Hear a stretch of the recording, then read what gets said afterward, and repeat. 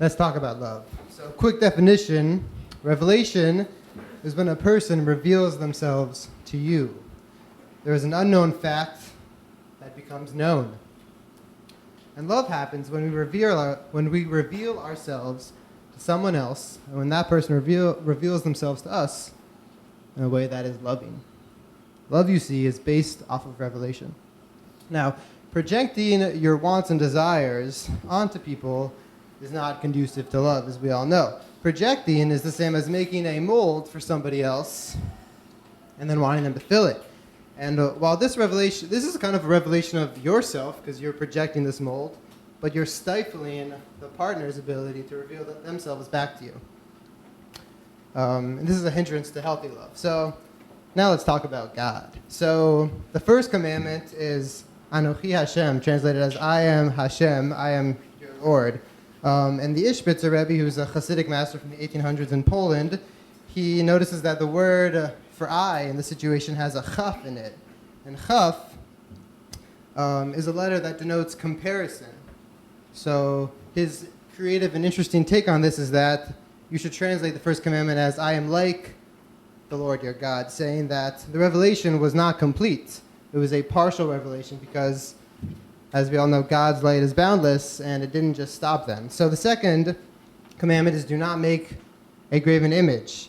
And the Rebbe says that you shouldn't understand God to have any bounds, because surely he is boundless.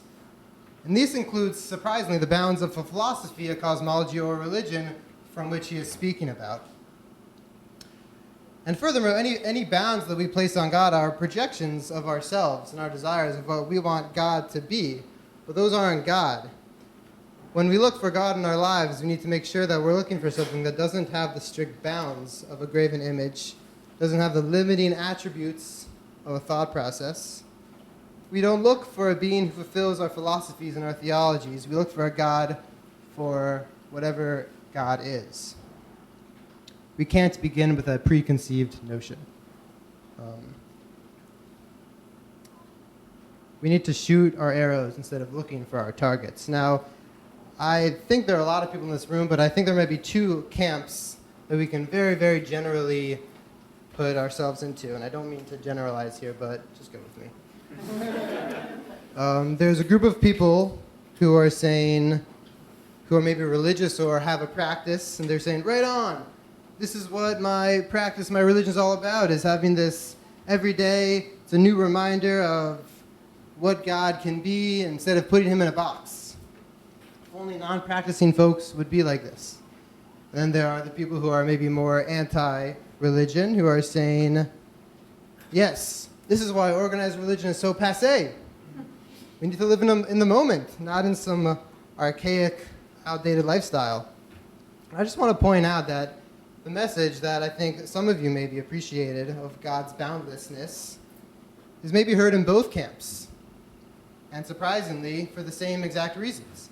Because they both connect to this idea that God is beyond everything in the world. And that the thing that we want to connect to is something that is greater than anything that we can imagine. And I just want to point out that there's one flaw in both of these camps. Both camps are making molds for the other to fill. The religious folks saying to the non-religious folks, you should be religious. The non-religious folks saying to the religious folks, you should be less religious. I think that's kind of funny. But more importantly, I think that this is projecting our realities onto other people. And as we said earlier, this stifles love, this stifles community. And it's, yeah.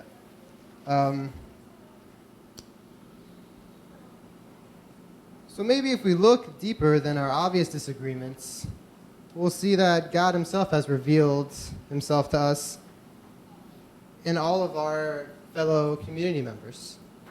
And that openness to our commonalities first, and our differences second, could be a more powerful revelation of the divine than infighting.